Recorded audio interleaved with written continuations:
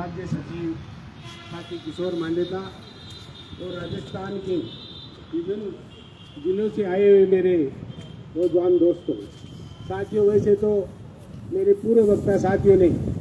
जिन मुद्दों को लेकर के आप यहाँ राजधानी के अंदर विरोध प्रदर्शन करने आए हैं, मैं मेरी तरफ से और पार्टी की तरफ से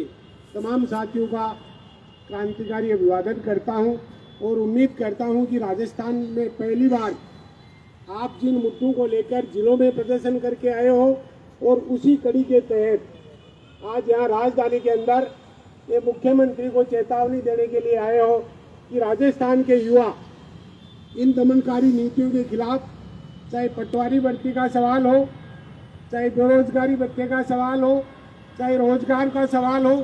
चुप बैठने वाले नहीं है। निश्चित रूप से आपकी उपस्थिति देख करके मुझे ये भरोसा है कि आने वाले दिनों में ध्रुवीकरण की इस सांप्रदायिक राजनीति के कारण जिस तरह से हमारे युवा साथियों को धर्म और जाति के आधार पर बांटा जा रहा है, मैं समझता हूं कि नौजवान सभा नौजवानों के बीच में जाकर ये बताने का काम करेंगी कि युवा है जो बेरोजगार है, बेरोजगार की न कोई जाति है न धर्म है, रोजगार लेना उसका प्रमुख काम है। लेकिन साथियों, आप देख रहे हैं हमारी देश और प्रदेश की राजनीति में 2014 के बाद जब मोदी जी आए 2 करोड़ नौजवानों को साल में नौकरी देने का सवाल था, 15 लाख रुपए खाते में देने का सवाल था। लेकिन आप देख रहे हैं कि इस ध्रुवीकरण की राजनीति ने हमारे नौजवान दोस्तों को जाति और धर्म में बांट करके जो असली मुद्दे हैं, जिन मुद्दों पर लड़ाई होनी चाहिए, उनसे विमुख करने का काम किया है। ऐसी परिस्थितियों में मैं समझता हूं कि इस नौजवान सभा के साथियों की प्रमुख जिम्मेदारी है कि धर्म और जाति के आधार पर हमारे युवाओं को बांट करके, जिस तरह से अंग्रेजों ने बांटो लूटो राज करो की नीति अपनाई थी, उसी तरह भारतीय जनता पार्टी की डबल इंजन की सरकार ने हमारे देश और प्रदेश के युवाओं के साथ जिस तरह का विश्वासघात किया है। अभी केंद्र और राज्य सरकारों का बजट आपने देखा है, जितनी भी सामाजिक योजनाएं थी सब में कटौती करने का काम किया है। साथियों, 65% आबादी का हिस्सा आज मेरे जो भाई बैठे हुए हैं वो है। अगर 65% हिस्से को हम रोजगार के मुद्दे को लेकर, हम महंगाई के मुद्दे को लेकर एकजुट करेंगे तो मैं समझता हूं कि जिन रोजगारों के बलबूते पर जिनको ठग करके मोदी जी 14 में सत्ता में आए, इनको सत्ता से च्यूत करने का काम भी मेरे नौजवान दोस्त DYFI के बैनर के नीचे करेंगे, ऐसी मुझे उम्मीद है। साथियों, जहां तक बेरोजगारी का सवाल है, आज भी हमारी बेटे और बेटियां लाखों की संख्या में जिन्होंने BEd किया है, ANM किया है, एक तरफ 50,000 शिक्षकों की भर्तियों पे रोक लगाई गई है, हजारों स्कूलें बंद कर दी गई है, और दूसरी तरफ हमारे युवा साथियों की बेरोजगारी की दर जो बढ़ती जा रही है, इनका मुकाबला केवल और केवल हम हमारे संगठन और संघर्ष के माध्यम से ही करना चाहते हैं। साथियों, मैं तो आपके विचार और आपकी रैली को देखने के लिए आया था। मुझे खुशी है कि राजस्थान में काफी लंबे समय के बाद नौजवान सभा ने एक प्रोग्राम बना करके इस राजस्थान की सरकार को, इस जिले के प्रशासन को आप चेतावनी देकर आए हैं, और मैं समझता हूं कि बहुत बढ़िया संख्या में आए हैं। इतने युवा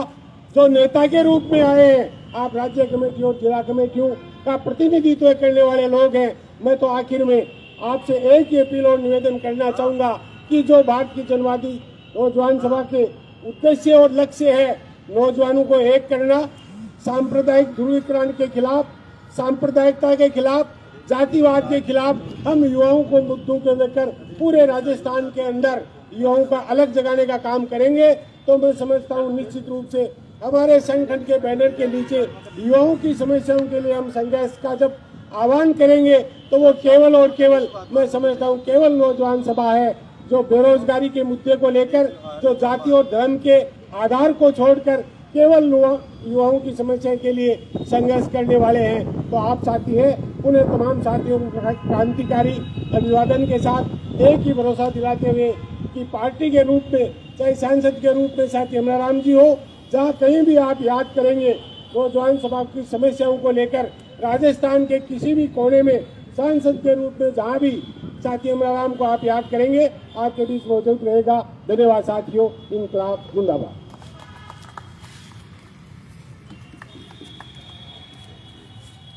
अब मैं नौजवान सभा के झुंझुनू के जिलाध्यक्ष से निवेदन करूंगा कि वो आकर अपनी बात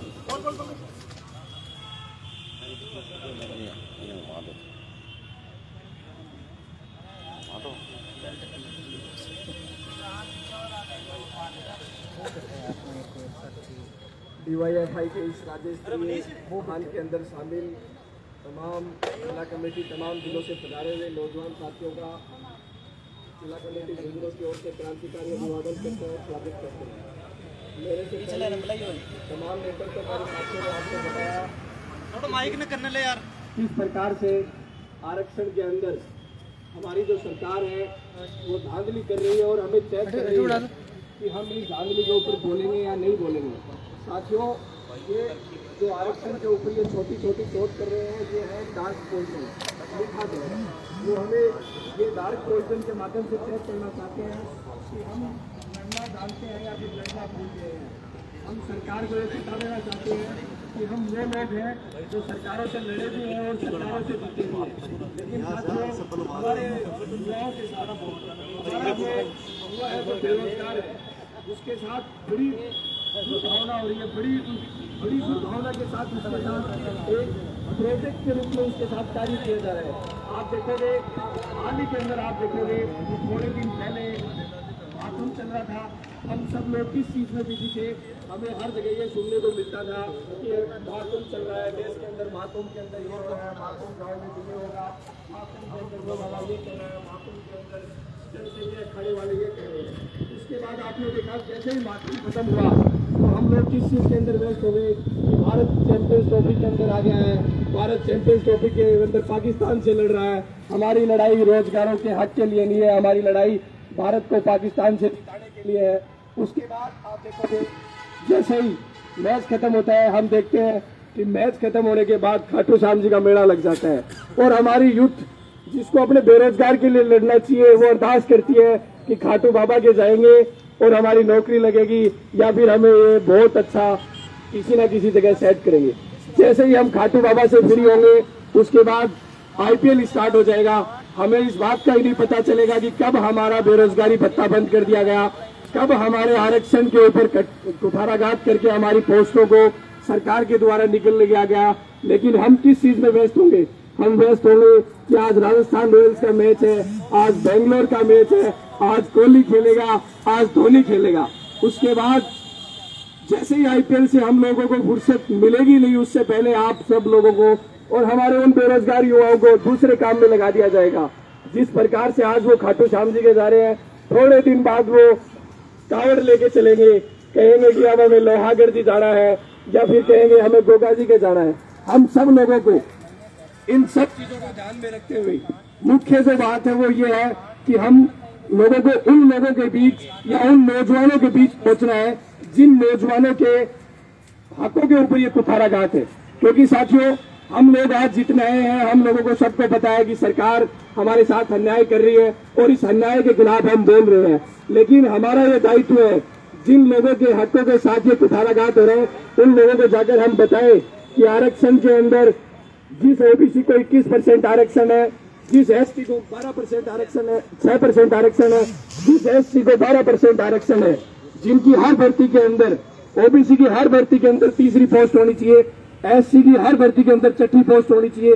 ST की हर भर्ती के अंदर 12वीं पोस्ट होनी चाहिए। आने वाले दिनों के अंदर वो तीसरी, छठी और 12वीं पोस्ट नहीं बचेगी। आप पोस्ट देखोगे तो आपको नंबर मिलेगा 99, 100। तब आप ये कहोगे कि ये कैसे हुआ। जिस दिन ये वक्त बीत जाएगा, उस दिन वक्त बीतने के बाद आप बोलोगे तो आपकी कोई भी सुनाई देने वाला नहीं है। हमारे प्रदेश के मुखिया ऐसे हैं जिनको सुबह निकलते हैं तो उनको ये नहीं पता जाना किधर है, शाम को आते हैं तो उनको ये नहीं पता आना किधर है। उनका काम है, उनको सुबह एक पर्ची मिलती है कि आपको इस मुद्दे के ऊपर बोलना है और इस मुद्दे के ऊपर भी सिर्फ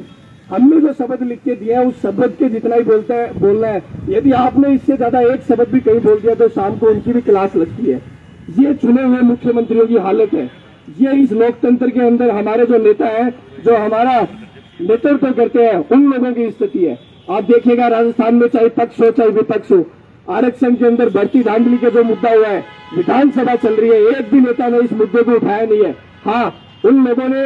युवाओं की भावनाओं को समझते हुए, क्योंकि ये देश भावनाओं के साथ चलता है, और उन्होंने हमारी भावनाओं को, कि इनकी भावनाएं इस मुद्दे के साथ है, सब लोगों ने प्रोफाइल के ऊपर डाला है कि ओबीसी के साथ कुठाराघात हो रहा है, एससी के साथ कुठाराघात हो रहा है, एसटी के साथ कुठाराघात हो रहा है। हम उन नेताओं से मांग करते हैं कि वो जिस सदन के अंदर बैठे हैं, जिस सदन से इस देश और प्रदेश की नीतियां बनती है, हम चाहते हैं कि वो उस सदन के अंदर इस मुद्दे को प्रमुखता से उठाए और इस आरक्षण बहाली के ऊपर प्रमुखता से लड़कर उन्होंने ये एहसास करवाए कि वो सदन के अंदर बैठे हैं। ये सदन के अंदर बैठने का अधिकार भी उनको आरक्षण ने दिया है, वरना वो भी कहीं ना कहीं किसी मंदिर का घंटा या ताली बजाते हुए बाहर मिलते। साथियों, मेरे से बात बहुत से वक्ता होंगे जो आपको इस मुद्दे के ऊपर बताएंगे। हम तो राज्य कमेटी को ये विश्वास दिलाना चाहते हैं, हो सकता है राजस्थान का युवा यहाँ आए या ना आए, लेकिन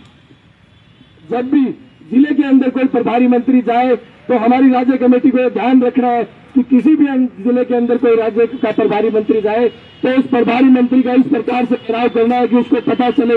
कि राजस्थान के युवा लड़ना भी जानते हैं और आपको डराना भी जानते हैं और अपने हकों को हासिल करना भी जानते हैं। धन्यवाद।